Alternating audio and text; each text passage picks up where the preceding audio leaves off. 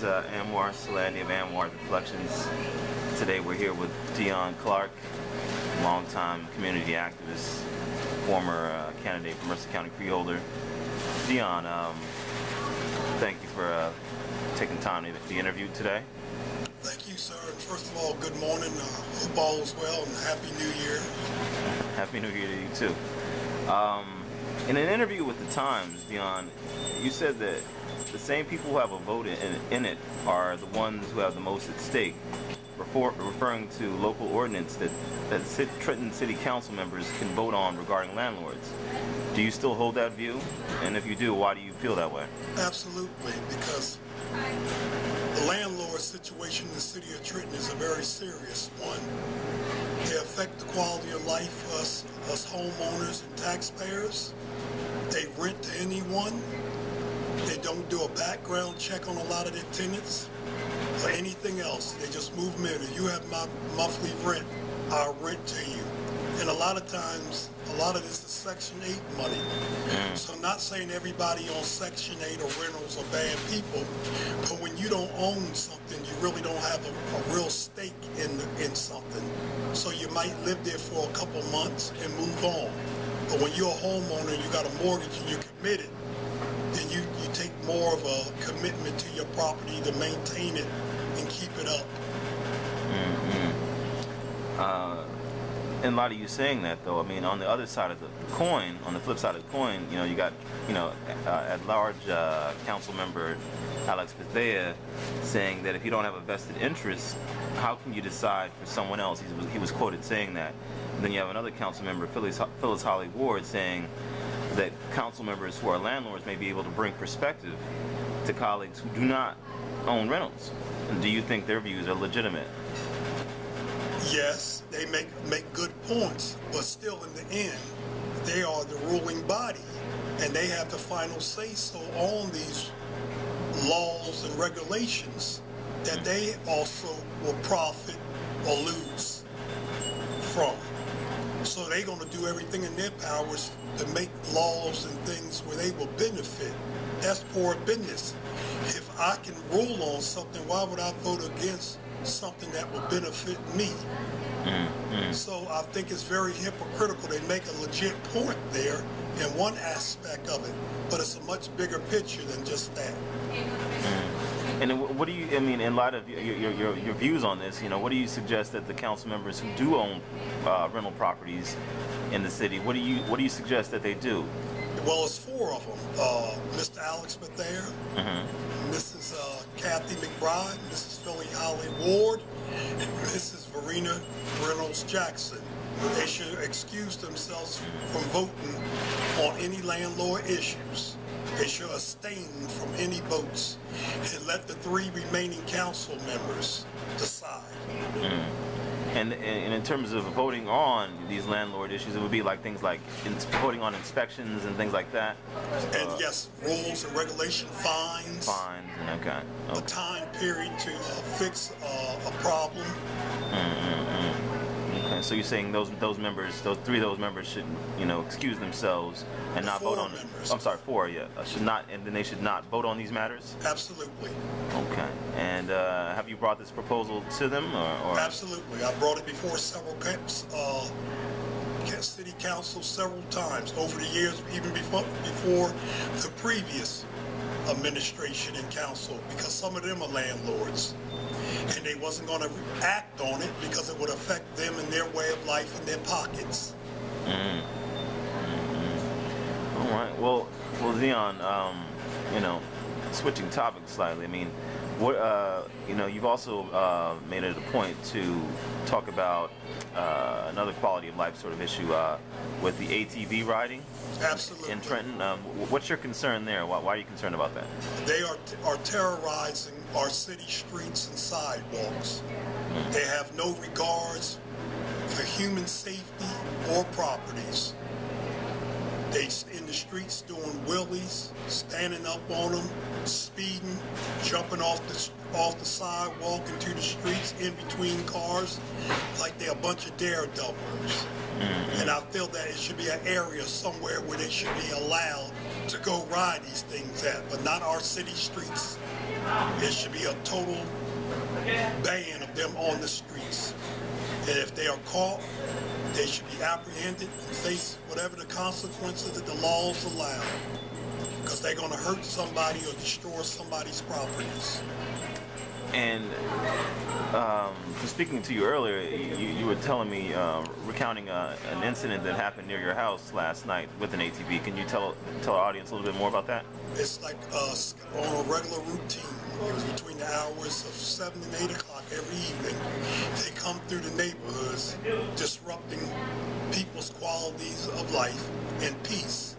And around 7 o'clock last night, I was up in my room watching TV, and I heard ATV out in front of the house racing his motor. And I looked out. He was on the sidewalk waiting for the police to come, like he was daring the police to catch him. Mm-hmm. And the police pulled up alongside of him. I believe that it was strategically had him set up. So when he took off down the street, it was police at the other end of the street waiting for him. So when he went to jump off the curve, because he was on the sidewalk, he went to jump off the curve into the street to think he could get away, and the cops cut him off. And in the meanwhile, he crashed, and he got off the ATV and tried to run, and they apprehended him on foot. Score 1 for the Trenton police. I mean, Daryl, I'm sorry, Dion, sorry about that. No problem. Dion, on the flip side of that, what about those that may suggest that making an issue out of the ATV riding is not really a big concern when you have, murders, and you have, as has been reported in the news, and you commented on it too, the recent spate of violence and crime in the city. To speak about issues of ATV riding might not be the most pressing and the most important thing to talk about. What do you say to people that make those claims? Well, it's one of the many quality of life issues that affect us in one way or another. It might not be as blunt or outright murder and violence, but those ATVs can be used as a weapon to leave somebody dead or maimed by the recklessness, the way they ride them and drive them. So in one sense, it might not be so directly like pulling a gun on somebody, right, shooting them, but recklessly, and the way they drive them, it could lead to somebody's death or being seriously injured. So it does present a safety issue, it sounds like what you're saying. Absolutely, and it's a serious quality of life because of the noise and the constantly racing up and down the street, where you have senior citizens, you have people with health issues, and you have people with children trying to put them to sleep in bed at night to go to sleep. And with that type of ruckus and noise, how can anybody rest? All right.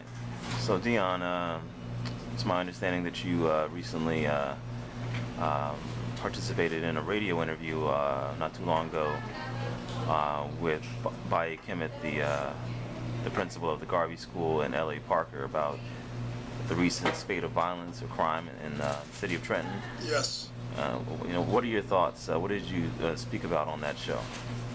Well, really, it became more of a conversation about education, what the kids need and all that, and I felt that wasn't the time or the place for it. It should have been more about law and orders and zero tolerance, which we need in the city of Trenton with the rapid crime outbreak and other issues of quality of life that's going on in the city of Trenton that need to be dealt with.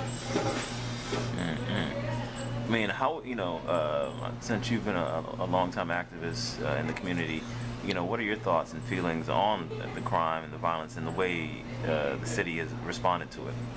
Well, the city hasn't responded, and things are totally out of control. And we need zero tolerance and whatever it takes. Like Malcolm X always makes a good point.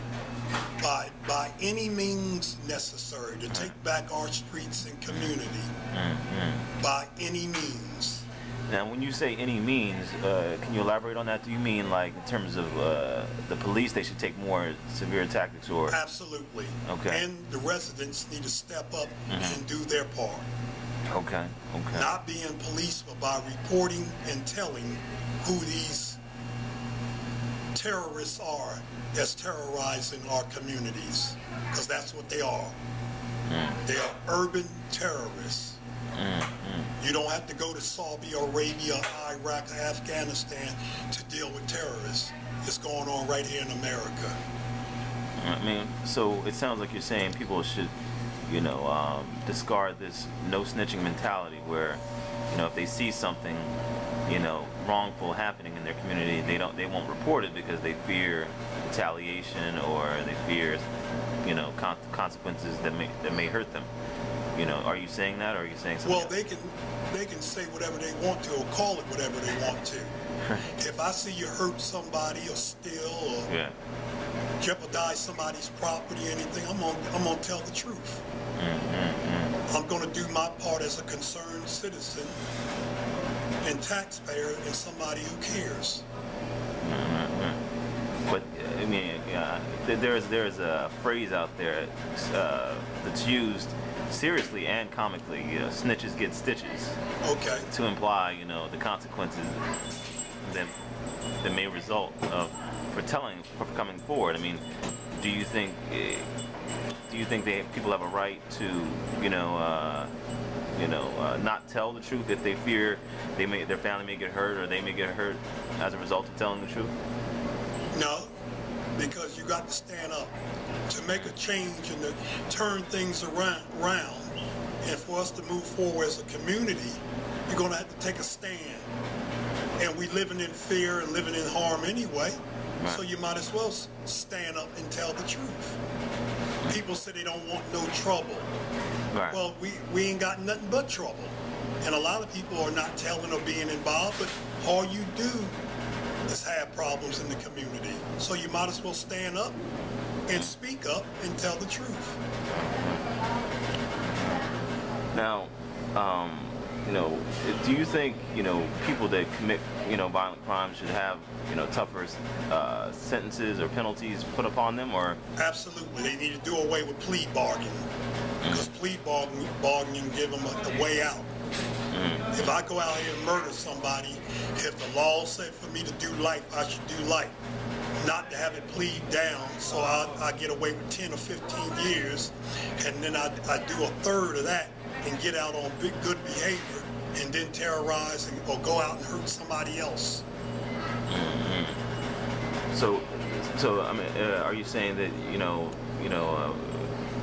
we shouldn't try to rehabilitate these individuals? It should be more about punishing them, being tough on crime, or?